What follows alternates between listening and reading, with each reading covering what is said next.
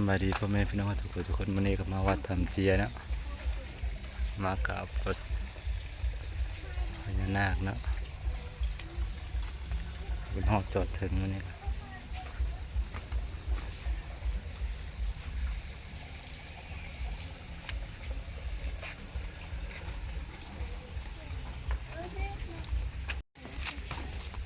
เนี่ยนี่เป็นพญาครุฑเนาะพญาครุฑพญานาคมีครบพญาครุฑคือ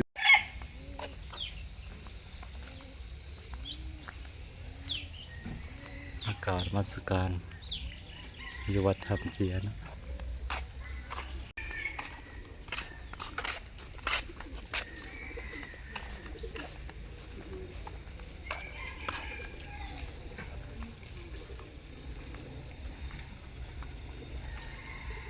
พญานาคองค์งามๆเลยนะนี่สีทองขาวงามลานะ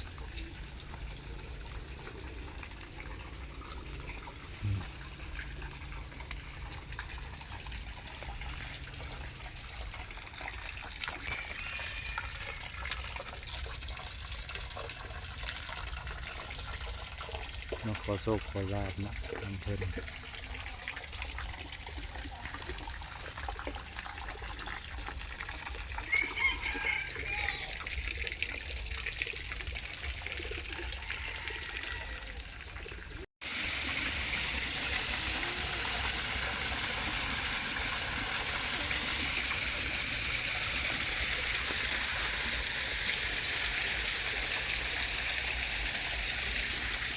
ขับงามนะวัดทับเจีย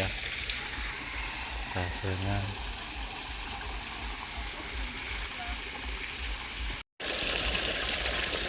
บนน้ำตกเนาะโอ้โหโทพรมเงาดีเนาะนี่เป็นพญานาคอีกบนหนึ่ง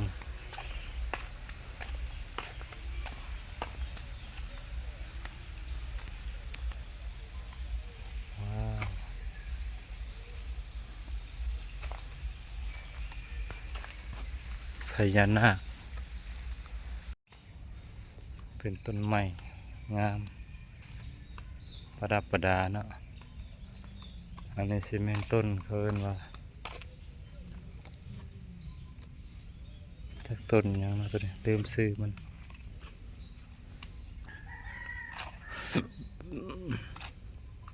เห็นแต่อยู่ไทยเนาะเมื่อก่อนอยู่บริษัทKEตอกหนึ่งเนาะเมื่อก่อนไปเห็นยันต้นงามแบบต้นบอนไปหูจักกับบอกนะพี่น้องต้นอย่างไรมีต้นอย่างไรนี่